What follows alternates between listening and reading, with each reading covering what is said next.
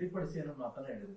ಆದ್ರೆ ಹಿಂದೆ ಒಂದ್ಸರಿ ಎಲ್ಲ ಗೊಂದಲ ಸರಿಪಡಿಸಿ ಸರಿ ಆಗ್ತೀವಿ ಎಲ್ಲ ಹೋಗ್ತಾರೆ ಸರಿಯಲ್ಲ ಅಂತ. ಆದ್ರೆ ಎತ್ತಾಳವ್ರು ನಿಮ್ಮ ವಿರುದ್ಧವಾಗಿ ಮಾತಾಡೋದು ಅದು ನಿಮ್ ಬೇಸರ ತಂದ? ಇಲ್ಲ ಸರ್, ಹಲವಾರು ಜನ ಮಾತಾಡೋದನ್ನು ನಾನು ಕೇಳ್ಕೊಂಡಿದ್ದೀನಿ ಸರ್. ನಾನೇ ಯತ್ನಾಳನ್ನ ಹೊರಗೆ ಹಾಕಿದವ ನಾನು, ರೇಣುಕಾಚಾರ್ಯನ ಹೊರಗೆ ಹಾಕಿದವ ನಾನು. ಆದ ಕಾರಣ ಅವರಿಬ್ಬರು ನನ್ನ ಬಗ್ಗೆ ಏನಾದ್ರು ಮಾತಾಡಿದರೆ ನಾನು ಯಾಕೆ ಬೇಜಾರು ಪಟ್ಕೊಳ್ಬೇಕು? ಆ ಮನಸ್ಸಲ್ಲೇ ಅವ್ರದ್ದಿದ್ದೇ ಇರ್ತದೆ, ಸದಾನಂದ ಗೌಡರು ಒಂದು ಕಾಲದಲ್ಲಿ ನಮ್ಮನ್ನು ಹೊರಗೆ ಹಾಕಿದ್ದಾರೆ ಅಂತ. ಆದ ಕಾರಣ ಅದಕ್ಕೆ ಯಾಕೆ ಬೇಜಾರು ಪಟ್ಕೊಳ್ಬೇಕು?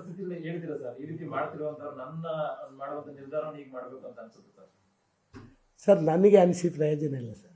ನಾನು ಅದನ್ನು ಎಲ್ಲಿ ಹೇಳಬೇಕೋ ಹೇಳಿದ್ದೀನಿ, ಹೇಳಿ ಬಂದಿದ್ದೀನಿ. ನಿಮಗೆಲ್ಲ ಗೊತ್ತಿದೆ. 4 ದಿನ ಇದ್ದ ಡೆಲ್ಲಿಯಲ್ಲಿ. ಪ್ರಧಾನಮಂತ್ರಿಯವ್ರ ಜೊತೆ 12 ನಿಮಿಷಗಳ ಕಾಲ ಪ್ರಧಾನಮಂತ್ರಿ ಅವಕಾಶ ಕೊಟ್ಟರು. ನನ್ನ ಪುಣ್ಯ ಅದು. ನಾನು ಮಿನಿಸ್ಟರ್ ಇದ್ದಾಗ ಕೂಡ ಅಷ್ಟು ಸುದೀರ್ಘವಾಗಿ ಮಾತಾಡಲಿಲ್ಲ. ನಾನು ಮಾತಾಡಿದ್ದೀನಿ ಎಲ್ಲ. ನಿಮ್ಮದು ಫೈನಲ್, ಬಾಕಿ ಅವ್ರದ್ದು ಡಿಸೆಂಬರ್ 7ನೇ ತಾರೀಕು ಇನ್ನೊಂದು ಆಗುತ್ತೆ, ಅವತ್ತು ಡಿಸೈಡ್ ಆಗುತ್ತೆ ಕೋರ್ ಕಮಿಟಿ ಸಭೆಯಲ್ಲಿ ಅಂತ ಹೇಳ್ತಾರೆ.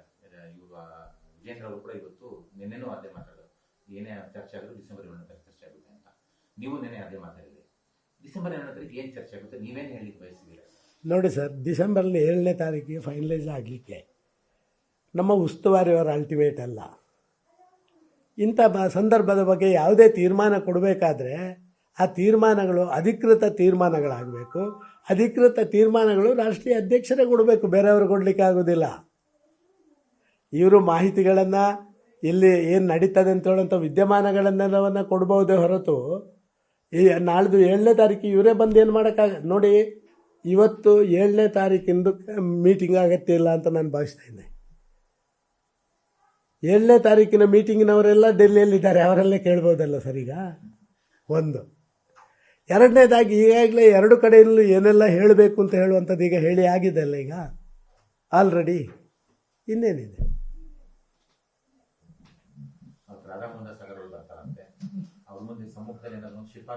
ಸರ್?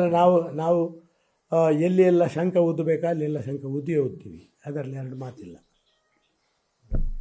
ಸರ್. ಅಂದ್ಕೊಂಡಂತೆ ಇದ್ರೆ ಬಿಜೆಪಿಯಲ್ಲಿ ಎಲ್ಲವೂ ಚೆನ್ನಾಗಿದೆ. ಇವತ್ತು ಒಪ್ಪ ಒಂದಷ್ಟು ವರದಿಗಳನ್ನು ಡೆಲ್ಲಿ ತೆಗೆದುಕೊಂಡು ಹೋಗಬೇಕಿತ್ತು. ಆದರೆ ನಿಮ್ಮ ಬಿಜೆಪಿ ನಾಯಕರು ಇವತ್ತು ಯತ್ನಾಳ್ನ ಒಂದಷ್ಟು ವರದಿಗಳನ್ನು ತೆಗೆದುಕೊಂಡು ಹೋಗಿದ್ದಾರೆ. ಇದು ಬಿಜೆಪಿಗೆ ಸೇಮ್ ಅನ್ಸಲ್ಲ ಅಂತ ಸರ್. ನಾವು ಈಗ ಕೊಚ್ಚೆಯಲ್ಲಿ ಬಿದ್ದಿದ್ದೀವಿ ಸರ್.